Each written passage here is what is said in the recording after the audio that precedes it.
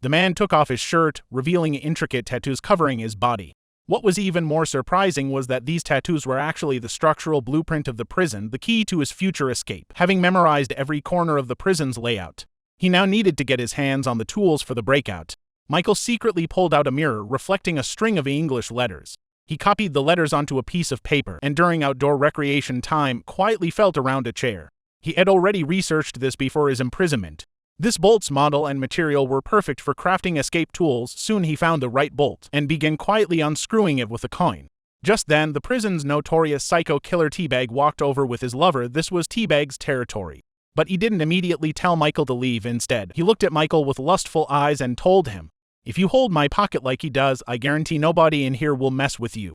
Seeing Teabag eyeing him creepily, Michael firmly refused him.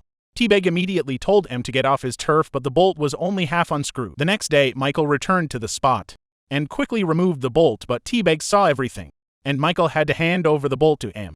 A nearby guard noticed something suspicious and immediately issued a warning. Teabag smoothly passed the bolt to his lackey, unwilling to lose the bolt he'd worked so hard to get. Michael secretly snuck into Teabag's cell to retrieve it. Unfortunately, he ran into Teabag again. Thinking quickly, he told him, "I want in." This scene was witnessed by Sucre from across the way. Seeing the previously neutral Michael join the white gang, Sucre was furious. The next day, Sucre used the medicine he'd promised to get for Michael as bait to lure him out. Suddenly, several black inmates rushed out. Michael quickly tried to explain to Sucre, but Sucre no longer trusted him. Instead, he poured out the hard-to-get medicine right in front of Michael. Michael was extremely frustrated. Not only had he lost the bolt, but now the medicine was gone too. Even the most perfect plan needs people's cooperation. Back in his cell, Michael was thinking about what to do, when suddenly the guards called for a head count.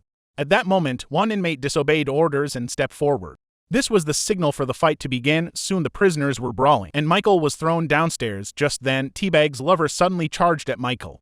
He was afraid Michael would ruin his relationship with Teabag, so he wanted to take this chance to kill him. However, he was no match for Michael, who grabbed the bolt from his hands, but then another inmate suddenly appeared and stabbed him several times. He died in Michael's arms, and Teabag witnessed this scene.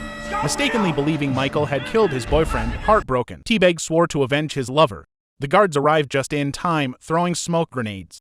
As the inmates quickly retreated to their cells, Michael, covered in blood, trembled with fear. The next day, Sucre also mistakenly thought Michael had killed that person, so he gave Michael the medicine again. After taking the medicine, Michael returned to the infirmary for another blood sugar test. While waiting for the results, Michael was very nervous because if the results were normal, he wouldn't be able to visit the infirmary regularly. Fortunately, the drugs worked, and his test indeed showed abnormal blood sugar levels. The anxious Michael finally relaxed. Dr. Sarah found Michael's reaction strange, but didn't ask any questions. As soon as Michael left the medical room, he was dragged into a warehouse. John still wanted to find out the witnesses' whereabouts.